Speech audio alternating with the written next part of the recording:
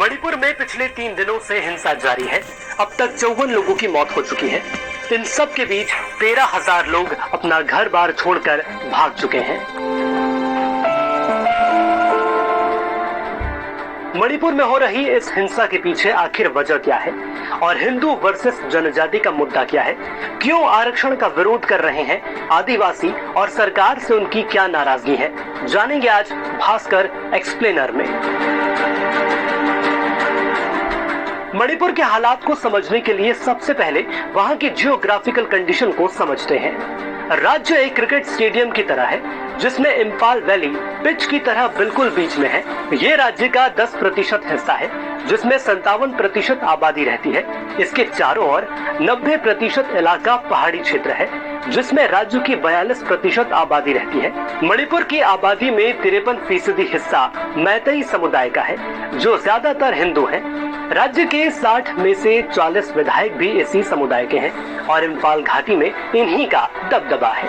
वहीं पहाड़ी इलाकों में 33 मान्यता प्राप्त जनजातियां रहती हैं। इनमें मुख्य रूप से नागा और कुकी ट्राइब्स हैं।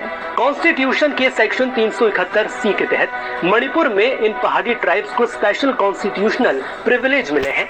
ट्राइब्स पूरे प्रदेश में कहीं भी जाकर बसने के लिए आजाद है। वहीं लैंड रिफॉर्म एक्ट की वजह से मैतेई समुदाय पहाड़ी इलाकों में जमीन खरीदकर सेटल नहीं हो सकता। दोनों समुदायों के बीच टकराव की यह भी एक बड़ी वजह है। इसी बीच मणिपुर की बीरेन सिंह सरकार ने कहा कि ट्राइब्स संरक्षित जंगलों और फॉरेस्ट रिजर्व पर कब्जा कर वहां अफीम की खेती कर रही है।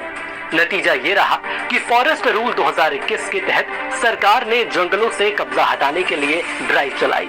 आदिवासियों में इससे आक्रोश फैला क्योंकि उनके लिए ये पैतृक जमीनें थी जहां वो सालों से रह रहे थे। ऐसे में अपनी ही जमीन से हटाए जाने का उन्होंने विरोध किया, लेकिन सरकार ने धारा 144 लागू कर प्रदर्शन पर रोक लगा दी। इसी से नाराज होकर ट्राइबल ऑर्गेनाइजेशन कुकी एनपी ने सरकार के खिलाफ बड़ी रैली निकाली। रैली में शामिल लोगों और पुलिस के बीच कांग कोपकी नाम की जगह टकराव हुआ जिसमें दोनों ही तरफ के लोग घायल हुए। इसी बीच मणिपुर सरकार ने 10 मार्च को जोमी रेवोल्यूशनरी आर्मी यानी ZRA और कुकी नेशनल आर्मी यानी KNA के खिलाफ सैन्य कार्यवाही रोकने के एग्रीमेंट से पीछे हट गई। ये एग्रीमेंट विद्रोही संगठनों पर कार्रवाई न करने के लिए हुआ था, लेकिन सरकार इससे पीछे हटी तो आदिवासियों में आक्रोश बढ़ गया। दूसरी ओर मैतेई समुदाय सरकार से ST का दर्जा दिए जाने की मांग कर रहा है। इनका तर्क है कि 1949 में मणिपुर का भारत में विलय होने से पहले मैतेई को जनजाति का दर्जा मिला हुआ था और अब अपने पूर्वजों की जमीन, परंपरा, संस्कृति और भाषा की रक्षा के लिए उन्हें संवैधानिक कवच की जरूरत है। जनजातियां मैतेई समाज को ट्राइब का दर्जा दिए जाने के विरोध में हैं। उनका कहना है कि मैतेई मेजोरिटी में है, पढ़े लिखे हैं और राजनीतिक रूप से भी मजबूत हैं। ऐसे में उन्हें ट्राइब का दर्जा मिल गया तो नौकरियों में उनका दबदबा बढ़ जाएगा। साथ ही वो पहाड़ी क्षेत्रों में भी सेटल होना शुरू कर देंगे। मैतेई ट्राइब यूनियन की याचिका पर हाई कोर्ट ने 19 अप्रैल को 10 साल पुरानी यूनियन ट्राइबल मिनिस्ट्री की सिफारिश पेश करने को कहा। सिफारिश में मैतेई समुदाय को ट्राइब का दर्जा दिए जाने की बात थी। इसी के बाद हिंसा की शुरुआत हुई।